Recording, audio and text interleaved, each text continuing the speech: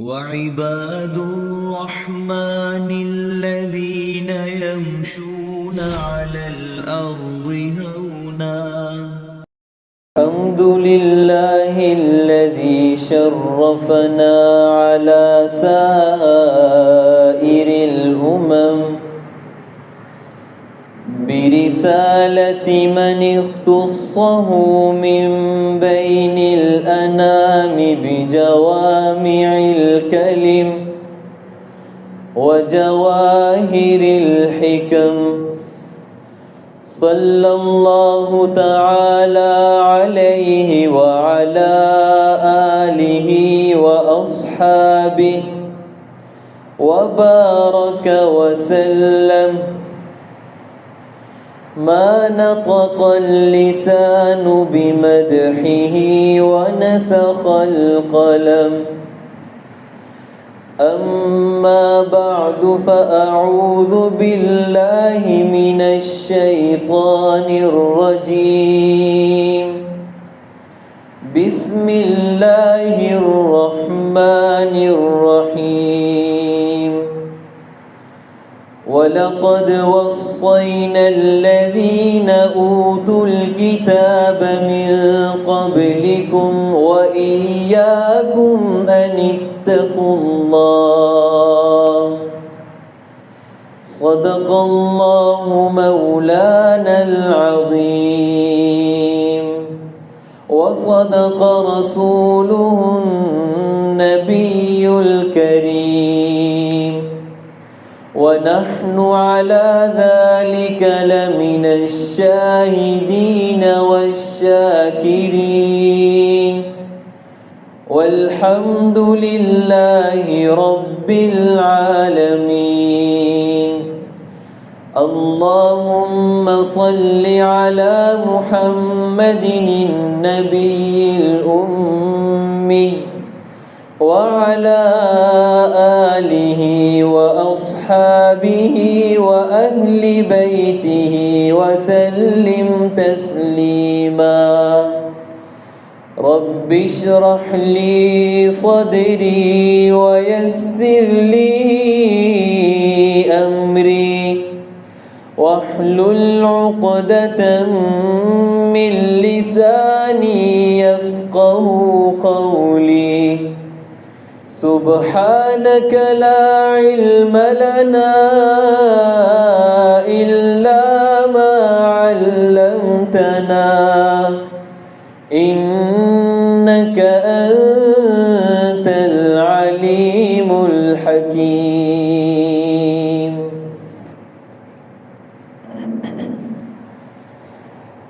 मेरे मोहतरम सामिईन, भाइयों, दोस्तों,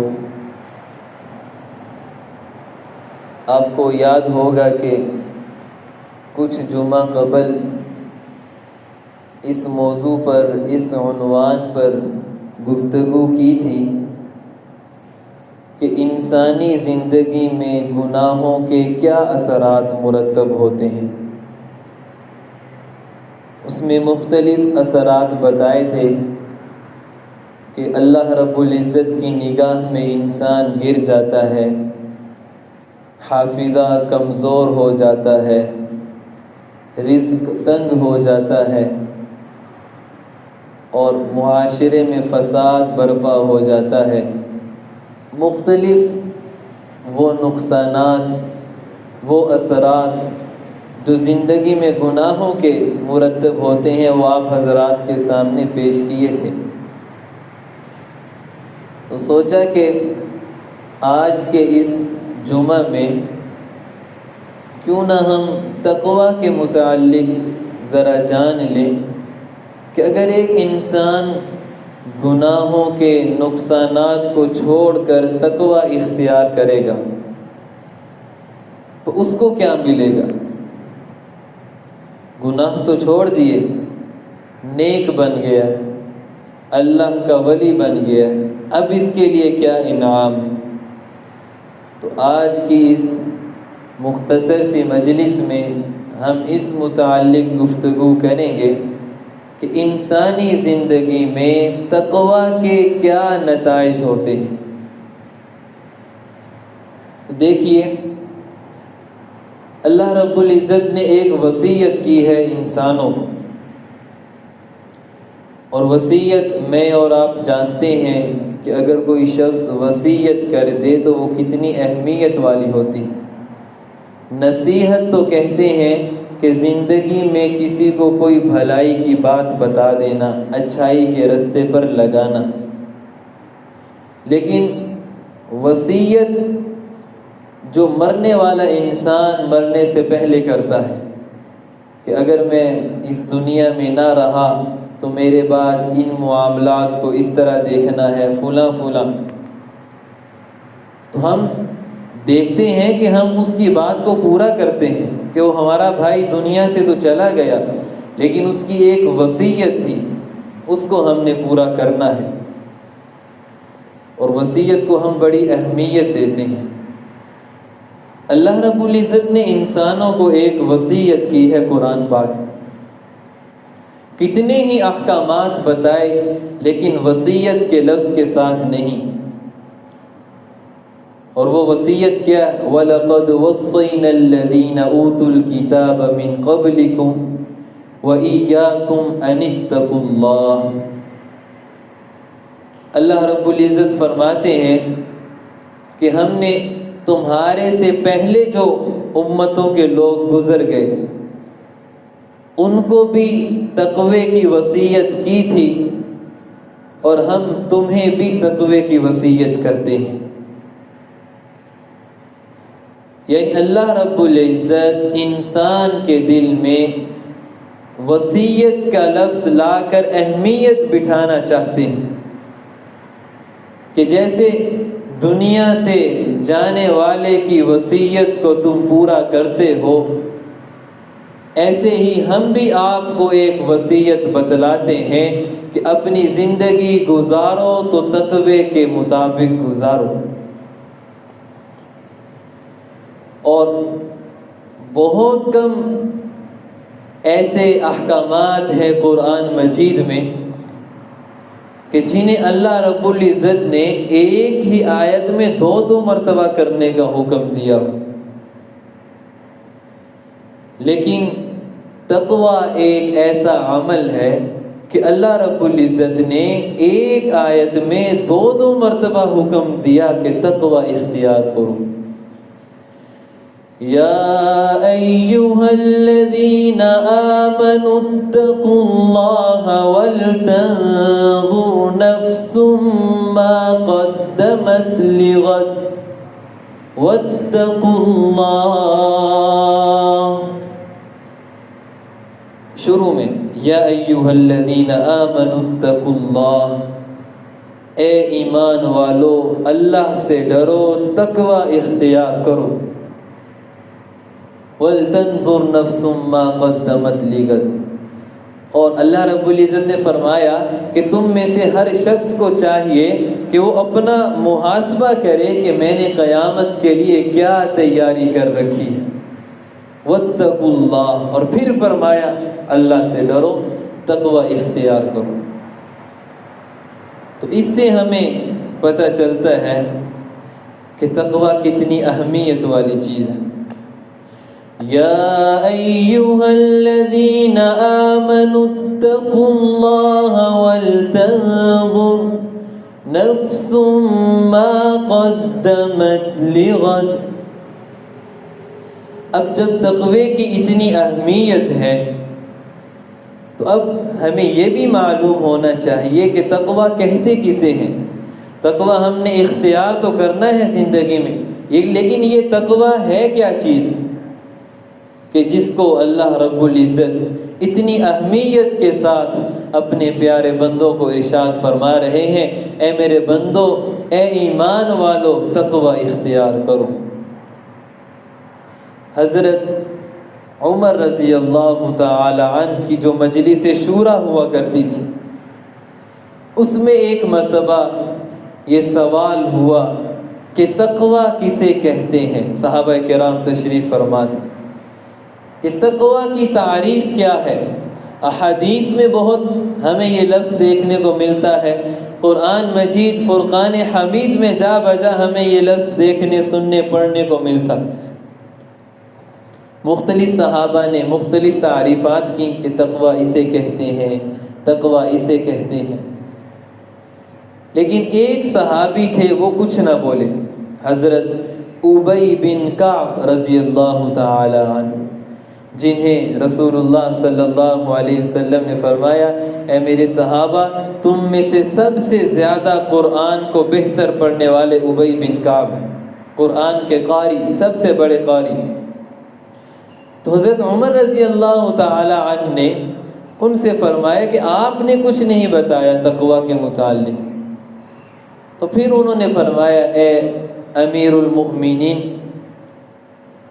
کہ جیسے ایک انسان کسی جنگل میں یا کسی کانٹے دار رستے سے گزرتا ہے، دائیں بھی کانٹے ہیں بائیں بھی کانٹے ہیں، جنگل ہے، کوئی پتہ نہیں کہیں کسی موذی جانور پر پاؤں نہ آ جائے، کہ اس کا کوئی دامن یا اس کے کپڑے کسی کانٹوں میں الجھ نہ جائیں، تو وہ کس طرح گزرتا ہے؟ اپنا دامن سمیٹ کے، اپنا پاؤں پھونک پھونک کر دیکھ دیکھ کر رکھتا ہے کہ کہیں میرے جسم کو تکلیف نہ پہنچ جائے، کپڑوں کو سمیٹے گا کہ کوئی کانٹا میرے دامن میں الجھ نہ جائے۔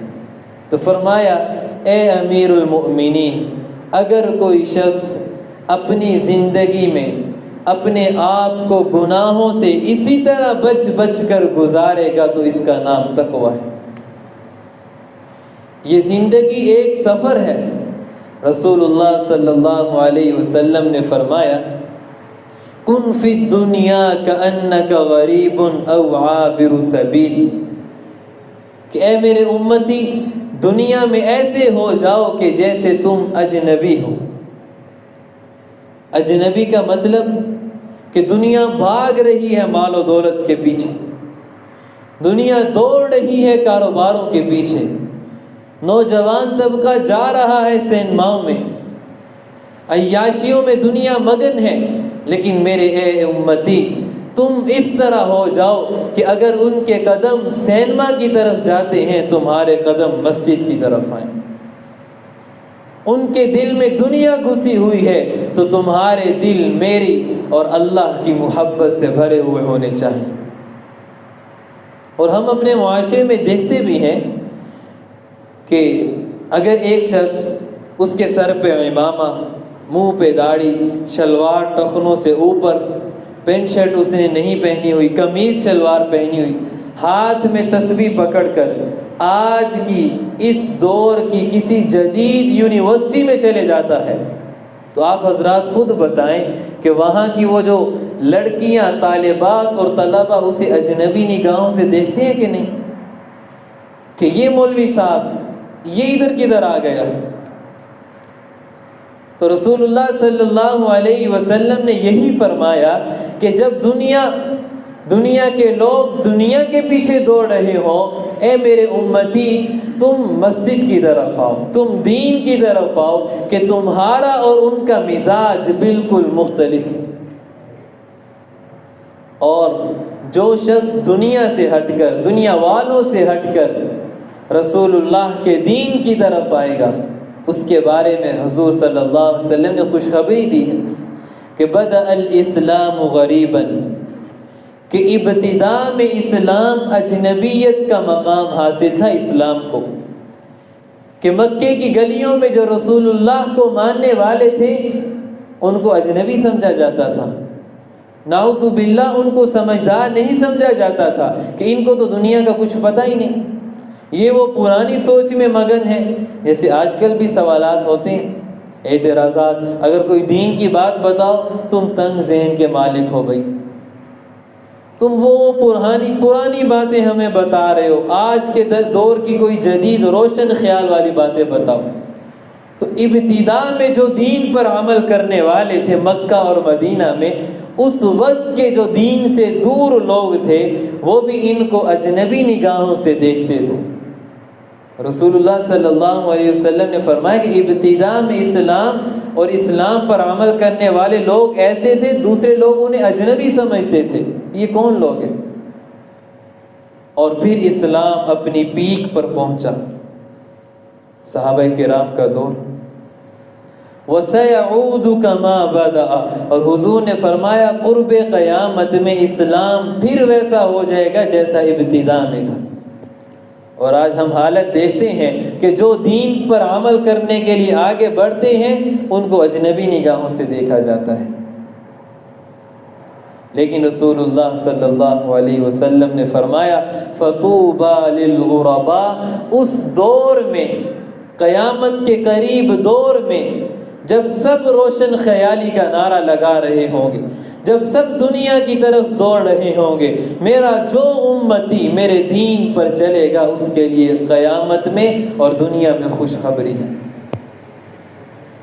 تو میں یہ عرض کر رہا تھا، رسول اللہ صلی اللہ علیہ وسلم نے فرمایا کن فی الدنیا کأنک غریب او عابر سبیل، دنیا میں ایسے رہو کہ جیسے تم اجنبی ہو یا راہ چلتا مسافر، کہ مسافر کو رستے سے کوئی لین دین نہیں ہوتا، اس کی نظر منزل پر ہوتی ہے۔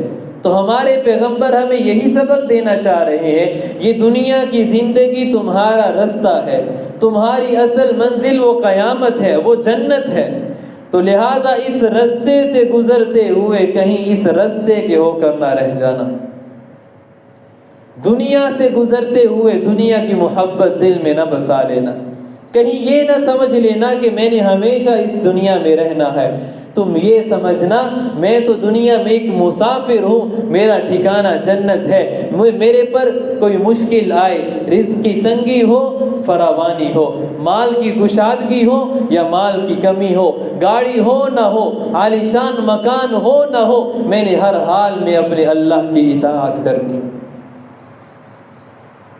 حضرت ابی بن کعب رضی اللہ تعالی عنہ، اور ایک اور بات یاد آ گئی کہ دیکھیں کشتی جو ہے وہ سمندر میں چلتی ہے، سمندر کشتی کا رستہ ہے، رشتی سمندر کے رستے، کشتی جو ہے وہ سمندر کے رستے کہیں کسی بھی مقام پہ جانا ہو وہ جاتی، جب تک سمندر کا پانی کشتی کے اندر نہ آ جائے کشتی ٹھیک رہے گی، چلے گی، لیکن جو ہی سمندر کا پانی کشتی میں آنا شروع ہو گیا کشتی ڈوب جائے گی۔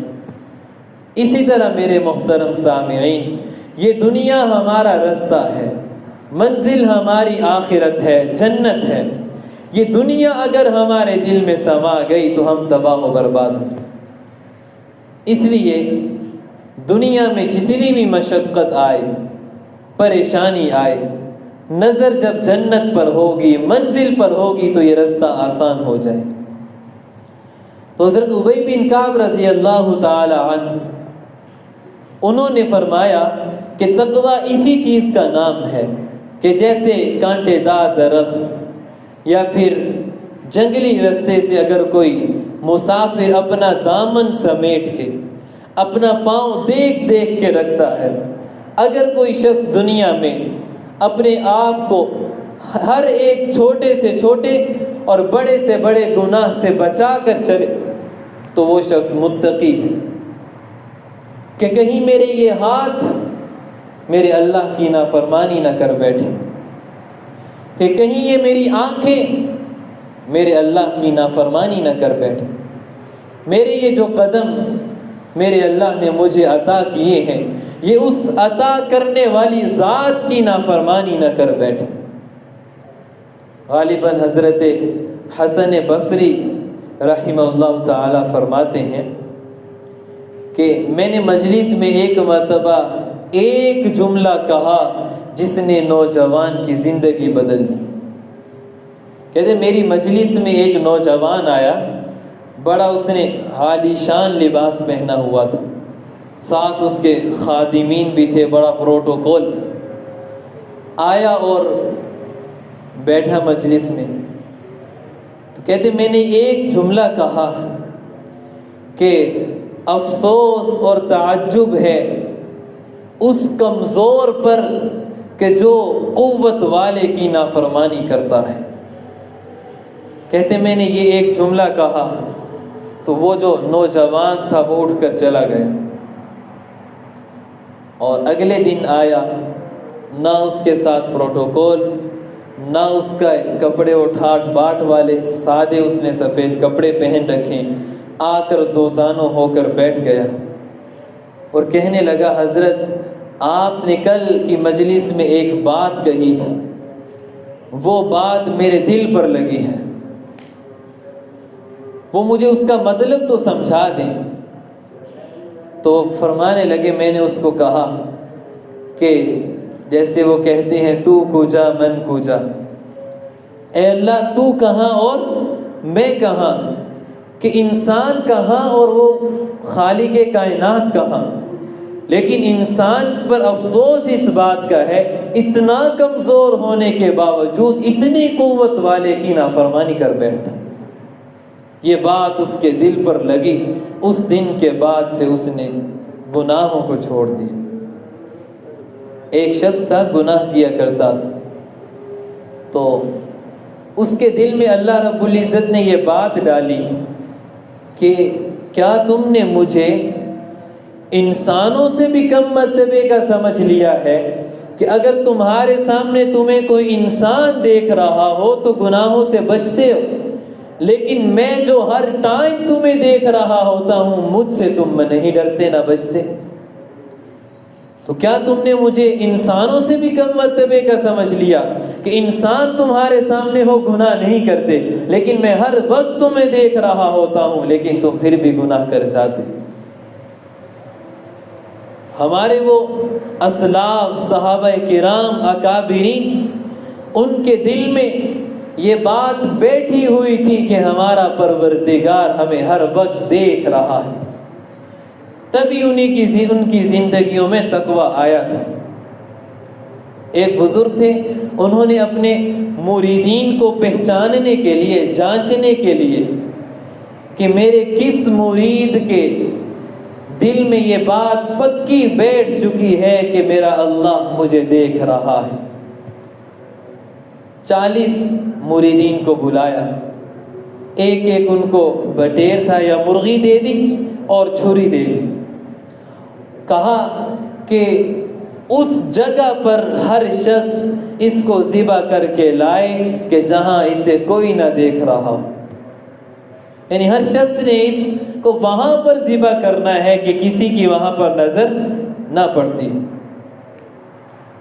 کوئی کسی دیوار کی اوٹ میں ذبح کر کے لے آیا، کوئی کہیں فصلوں میں جا کے کھیتوں میں، کوئی کسی درخت کے پیچھے چھپ کر، سب ذبح کر کے لائے، ایک مرید ذبح کر کے نہیں لایا۔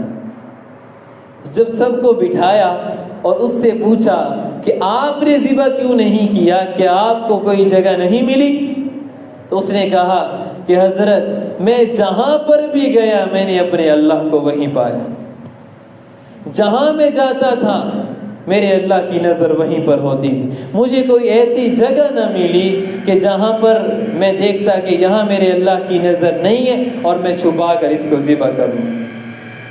تو وہ حضرت نے فرمایا یہ ایک کامیاب ہے، تم سب امتحان میں فیل ہو گئے۔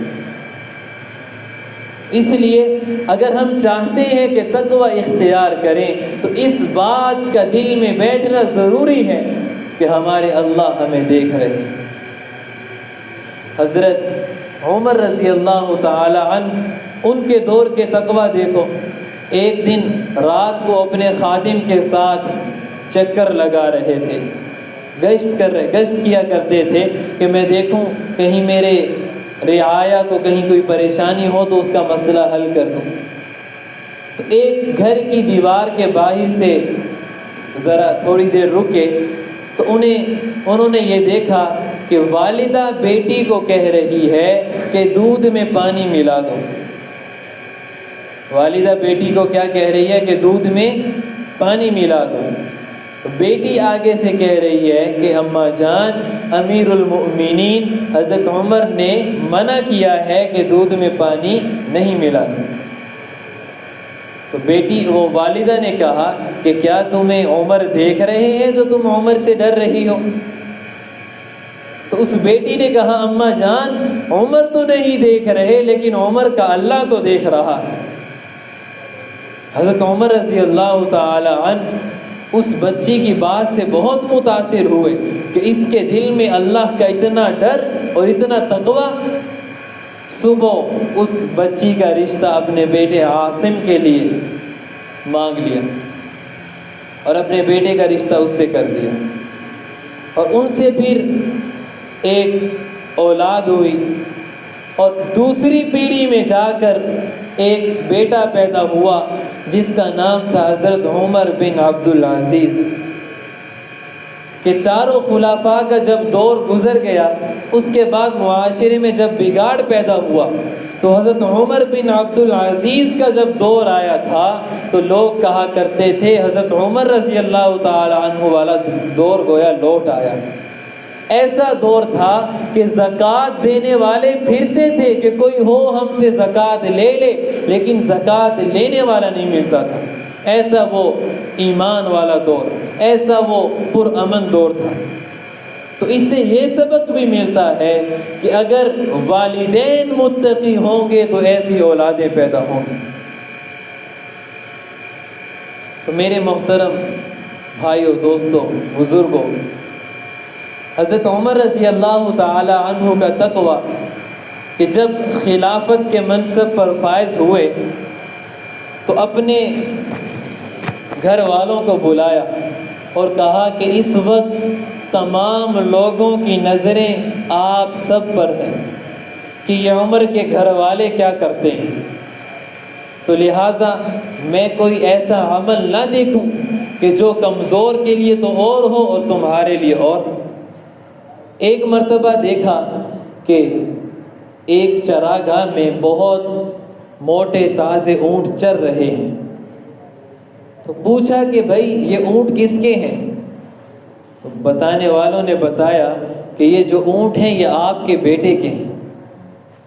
تو حضرت عمر رضی اللہ تعالی عنہ نے اپنے بیٹے کو بلا لیا، بھائی ادھر آؤ، اور پوچھا یہ اونٹ کس کے ہیں؟ انہوں نے کہا جی میرے ہیں اور یہ میں نے اپنی حلال کی آمدن سے خریدے۔ کہا کہ یہ کیا ماجرا ہے، آپ کے اونٹ تو اتنے موٹے تازے ہیں اور لوگوں کے اونٹ ذرا کمزور دبلے۔ تو پھر حضرت عمر نے فرمایا کہ لگتا ہے کہ آپ کو لوگوں نے اس لیے رعایت دی ہوگی، چلو یہ امیر المؤمنین کا بیٹا ہے، اس کے بیٹے کے اونٹ ہیں چرنے دو، یہ امیر المؤمنین کا بیٹا ہے، امیر المؤمنین کے بیٹے کے اونٹ ہیں، چلو اسے پانی پہلے پی لینے دو۔ لہٰذا اس امارت اور خلافت کی وجہ سے آپ کے اونٹوں کو زیادہ چارہ ملا، پانی، ان اونٹوں کو بیچو، اپنے پیسے رکھو اور جو زیادہ نفع ہے وہ بیت المال میں جمع کرواؤ۔ ایسے تھے ہمارے اکابرین اسلاف اور ایسا ان کا تقویٰ۔ حضرت امام اعظم ابو حنیفہ رحمہ اللہ تعالی، ان کی کپڑے کی دکان تھی، تو جب بھی ایسا موسم ہوتا بادلوں والا کہ سورج کی روشنی جس میں نہ ہوتی، اپنی دکان بند کر دیتے۔ پوچھنے والے پوچھتے کہ آپ اپنی دکان کیوں بند کر دیتے ہیں؟ تو ان کا یہی جواب ہوتا تھا کہ میرے پاس کوئی کپڑا خریدنے کے لیے آئے گا اور اتنی روشنی نہیں ہوتی جب بادل ہوتے ہیں کہ وہ اچھے اور کم درجے کے کپڑے میں فرق کر پائے، لہٰذا کہیں ایسا نہ ہو کہ وہ کپڑا تو تھوڑی رقم والا خریدے اور پیسے مجھے زیادہ دے جائے۔ تو یہ تھا ان حضرات کا تقویٰ، اور اسی تقویٰ کے ثمرات کہ اگر انسان تقویٰ کو اختیار کرے گا تو انسانی زندگی کے اندر اس کو کیا ثمرات ملیں گے۔ نمبر 1 کہ جو شخص تقویٰ اختیار کرتا ہے اللہ رب العزت اس کو اپنا ولی بنا لیتے ہیں۔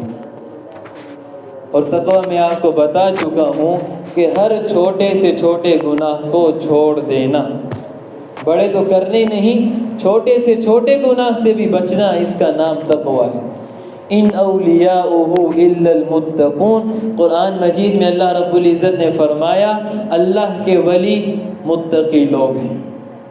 اور جب ایک انسان نے تقوی اختیار کیا، اللہ کا ولی بن گیا، تو پھر الا ان اولیاء اللہ لا خوف علیہم ولا هم يحزنون، کہ جو اللہ کے ولی ہوتے ہیں نہ ان پر خوف ہوتا ہے نہ ان کو کوئی غم آن پہنچتا ہے۔